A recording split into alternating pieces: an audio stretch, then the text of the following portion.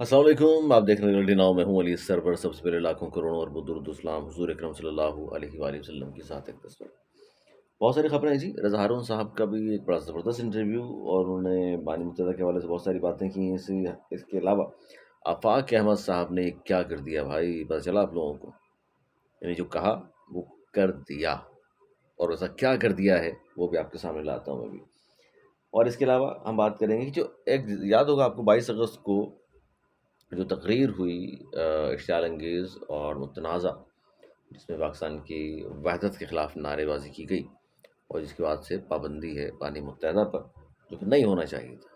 اچھا، اس میں ایک نیا انکشاف یہ ہوا کہ جو خواتین گئی تھیں اے آر وائی پر حملہ جنہوں نے کیا تھا، اس حوالے سے ایک نیا انکشاف ہوا ہے، اور ایک بہت ہی سینئر سیاستدان، خاتون رہنما ایم کیو ایم کی، متحدہ قومی مومنٹ پاکستان کی، انہوں نے انکشاف اب یہ کیا ایک بہت عرصے کے بعد، یعنی کہ 2016 کے بعد یہ بات فرسٹ ٹائم میں نے سنی ہے۔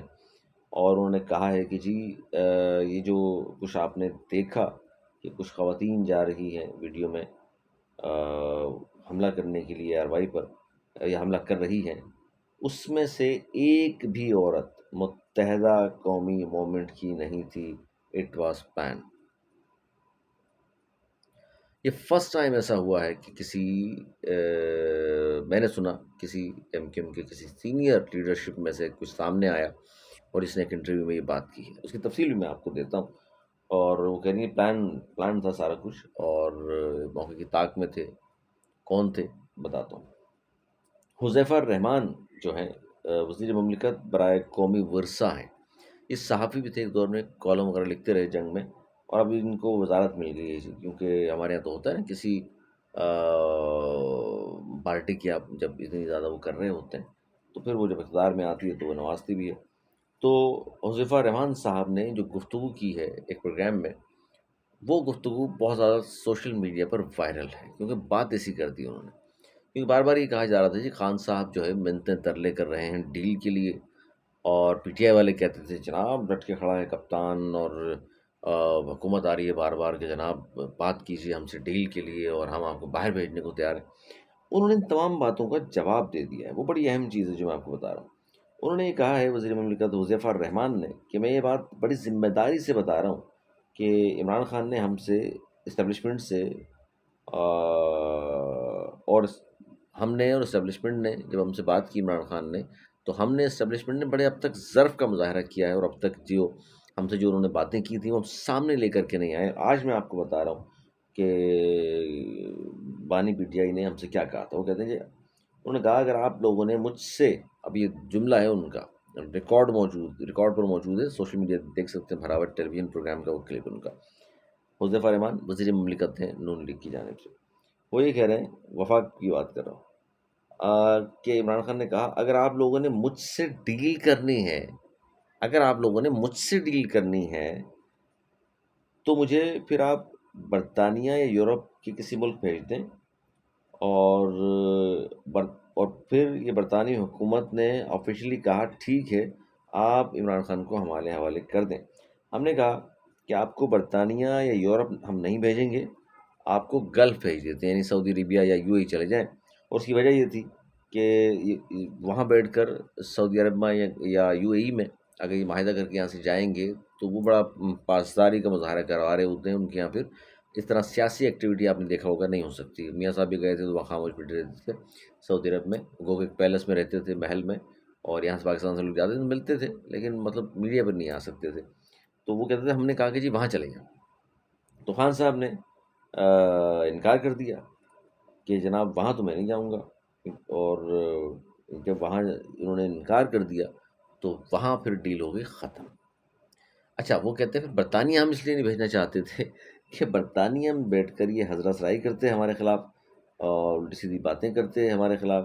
اور جملہ انہوں نے کہا بڑا ہے، میں چاہتا ہوں دہراؤں میں آپ کے سامنے۔ انہوں نے کہا کہ جی وہاں بیٹھ کر حاضرہ سرائی کرتے ہیں پاکستان کے خلاف، ہمارے خلاف، اور ہم ایک اور الطاف حسین پیدا کر دیں، یہ ہم افورڈ نہیں کر سکتے تھے کہ ہم ایک اور بانی متحدہ پیدا ہو جائے، تو ایسا ہم افورڈ نہیں کر سکتے، اس لیے ہم نے ان کو برطانیہ بھیجنے سے صاف انکار کر دیا۔ اچھا، اب اس میں دونوں باتیں ہو گئیں، وہ جو پی ٹی آئی والے کہتے ہیں کہ جی ڈیل کے لیے حکومت ماری جا رہی ہے، وہ بھی سامنے آ گیا، اور کہ کیا کیا حکومت نے آفر کی ان کو، اور یہ سامنے آ گیا کہ خان صاحب خود کیا کہتے رہے ہیں کہ مجھے برطانیہ بھیج دیں یا مجھے یورپ کسی ملک میں بھیج دیں. یعنی دونوں طرف سے ہی، یعنی نون لیگ بھی اور خان صاحب بھی، دونوں ہی جناب، یعنی کہ وہ جانا چاہتے ہیں اور وہ بھیجنا چاہتے ہیں. بات سیدھی. اب بات آگے کہاں رک گئی؟ وزیر مملکت کے بقول اس بات پہ رک گئی کہ جی سعودیہ یو اے کی بجائے وہ برطانیہ جانا چاہتے تھے، ہم چاہتے تھے گلف کے کسی ملک چلے جائیں. تو یہ بھی بڑی زبردستی چیز ہے. اچھا، ملک ریاض کی اسٹوری بھی آج سنا دوں میں آپ کو. ملک ریاض صاحب کہ آج کل ڈیل کہاں پہنچے، چلے آگے چل کے بتاتا ہوں. اچھا جی، بات ہے اے آر وائی حملہ. اے آر وائی حملہ، یہ ایک انٹرویو دیا ہے ایم کے پاکستان کی سینئر رہنما کشور زہرا صاحبہ. کشور زہرا صاحبہ بڑے قریب تھی بانی متحدہ کے. ان کی والدہ کشور زہرا صاحبہ کی جو ہیں، انہوں نے بانی متحدہ کو بیٹا بنایا ہوا تھا. انہوں نے، وہ بہت عزت کرتے تھے ان کی، تو وہ بڑے قریب تھی. اور یہ جو عامر خان جو ایم کیو میں شامل ہوئے، اس سے بڑا کردار ہے محترمہ کشور زہرا صاحبہ کا، کیونکہ جیل میں ملنے گئی تھی. اور ملنا تو انہوں نے آفاق احمد صاحب سے بھی تھا، اور آفاق احمد صاحب نے جیل میں ملنے سے انکار کر دیا تھا. کیوں ملنا چاہتی ہیں؟ اگر ایک بہن کی حیثیت آئی تو مل لیں گے، لیکن اگر کوئی پارٹی کی بات کرنی ہے تو انہوں نے کہا کہ میں نہیں ملوں گا. خیر، آفاق احمد صاحب نہیں ملے، عامر خان صاحب جو ہے ملے ان سے، اور وہاں یہ معاملات طے ہوئے تھے. اور پھر آہستہ آہستہ آہستہ آہستہ خط و کتابت، اور آہستہ جب عامر خان نکلے، اس کے بعد پتہ ہے آپ کو، وہ پھر ایم کیو میں شامل ہوئے. معافی وافی مانگی انہوں نے کہ جی ہم نے جو کچھ کیا، ہم سے مراد انہوں نے جو کچھ کیا، ظاہر سب کی تو وہ نہیں کہہ سکتے تھے، کیونکہ آفاق احمد صاحب تو آج بھی مہاجر کوئی موومنٹ کے چیئرمین ہیں.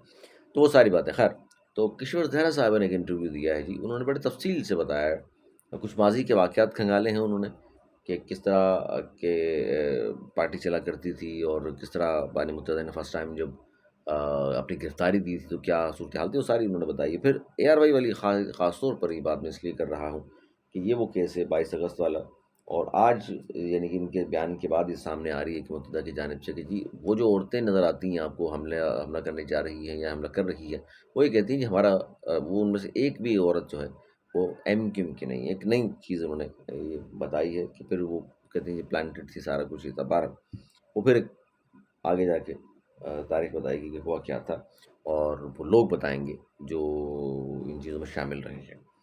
اچھا جی، اب آ جائیے رضا ہارون. رضا ہارون صاحب جو ہیں، آغاز کیا انہوں نے جماعت اسلامی سے. جماعت اسلامی میں تھے، پھر یہ آ گئے ایم کیو ایم میں. اس زمانے میں مہاجر قومی موومنٹ تھی، پھر متحدہ قومی موومنٹ بنی، نام تبدیل ہوا. اور پھر یہ جب 2016 میں پی ایس پی بنی تو پی ایس پی میں آ گئے. پھر یہ اب آج کل جو ہے پاکستان پیپلز پارٹی میں شامل ہیں. جب میں نے ایک دفعہ پوچھا بھی تھا ان سے، میرے پروگرام میں آئے تو میں نے کہا بھائی یہ آخری پارٹی ہے آپ کی یا مزید کہیں جانا ہے؟ تو انہوں نے کہا نہیں نہیں، یہ میری آخری پارٹی. اس کے بعد پیپلز پارٹی کو کب میں نے چھوڑا تو پھر گھر بیٹھ جاؤں گا. خیر، یہ سیاست. رضا ہارون صاحب بڑے پڑھے لکھے اور بڑے دانشور ٹائپ کے آدمی ہیں، اور اچھی گفتگو کرتے ہیں، لیکن کچھ باتیں وہ ہمیشہ ایسی کرتے ہیں کہ جو سمجھ میں نہ آنے والی ہوتی ہیں. اور جس طرح بھی انہوں نے ایک انٹرویو دیا ہے فہیم صدیقی صاحب کو، جس میں انہوں نے بہت ساری باتیں کی ہوئی کہ پی ایس پی کیسے بنی، یا بانی متحدہ کے ساتھ وہ 13-14 سال رہے وہ لندن میں، کیا گزری، اور ایم کیو ایم کی بہت ساری چیزیں، کوٹا سسٹم سے پیچھے کیوں ہٹ گئی، کراچی صوبے کا نعرہ انہوں نے کبھی لگایا نہیں لگایا. اچھا، انہوں نے جو تنقید کرتے ہیں نا، مجھے اس بات پہ تھوڑی سی حیرت ہوتی ہے کہ جی ایم کیو ایم جو بنی تھی تو کوٹا سسٹم ختم کرانے کے لیے بنی تھی. ایم کیو ایم بنی تھی تو محصور نے جو بنگلہ دیش ہیں ان کو واپس لانے کے لیے بنی تھی. اور اس طرح کی کچھ چیزیں تھیں جو پمفلٹ پہ لکھی ہوئی تھی زمانے میں. یاد ہو پرانے لوگوں کو، میری آواز سنو کے نام سے پمفلٹ تھا غالباً. وہ کہہ رہے ہیں یار پھر ایم کیو ایم بنی تھی، مہاجر نام سے بنی، سب سے پیچھے ہٹ گئی. بھائی جب فرسٹ ٹائم آپ کو چل گیا تھا کہ ایم کیو ایم یعنی مہاجر قوم موومنٹ سے متحدہ قومی موومنٹ بنی 97 میں، اور آپ کو آج اس بات پر وہ ہوتا ہے کہ جی یہ غلط کیا تھا انہوں نے، تو آپ صحیح سمجھتے تھے مہاجر نام کو، مہاجر نام پہ جماعت بنی تھی، کیوں متحدہ قومی موومنٹ میں تبدیل ہوئی، آپ چھوڑ دیتے جماعت.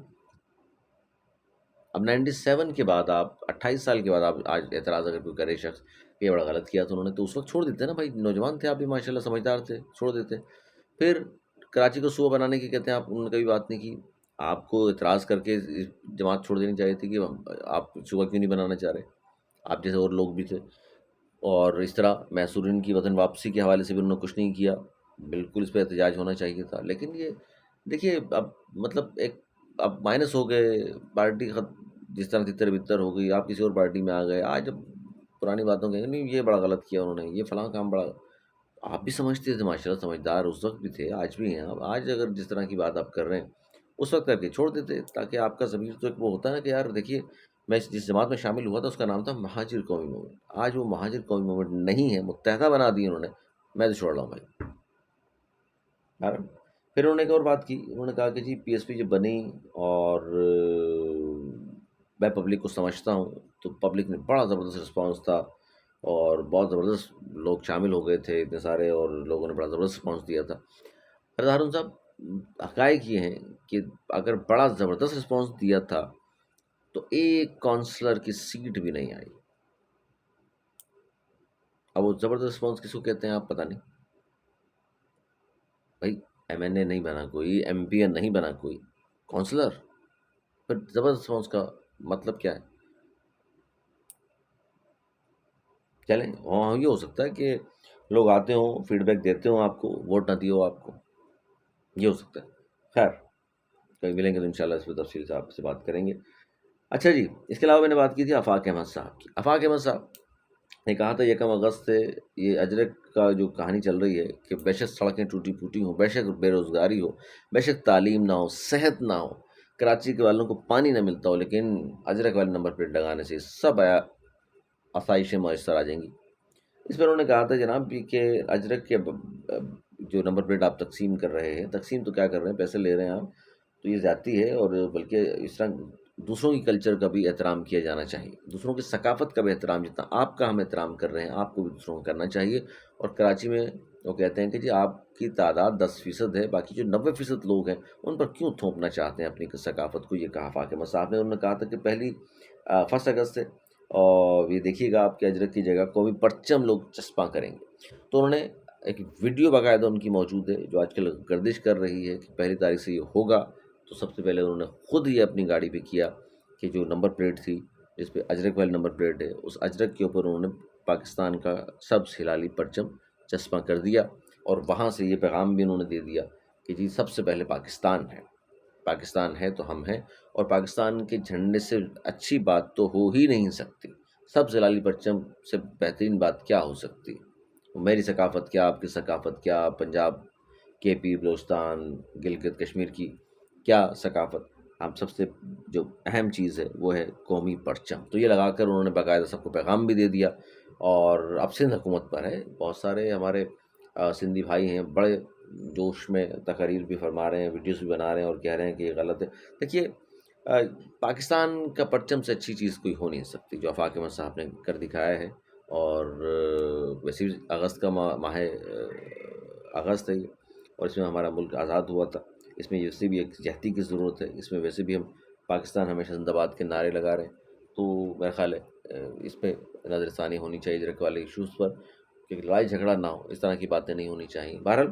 اور ملک ریاض اور فیض حمید کے حوالے سے 2 خبریں میرے پاس موجود ہیں، چونکہ ولاگ لمبا ہو گیا، اگلے ولاگ جلد، اب تو میں جلدی ولاگ بھی کر رہا ہوں، آپ جانتے ہیں، تو انشاءاللہ جلد ولاگ ملے گا آپ کو، اس میں انشاءاللہ ان کی تفصیل بتاؤں گا، اور ان کا فیصلہ کب آئے گا، اور ان کے خلاف کتنے لوگوں نے گواہی دی ہے، یہ بھی بڑی سرپرائزنگ ہے۔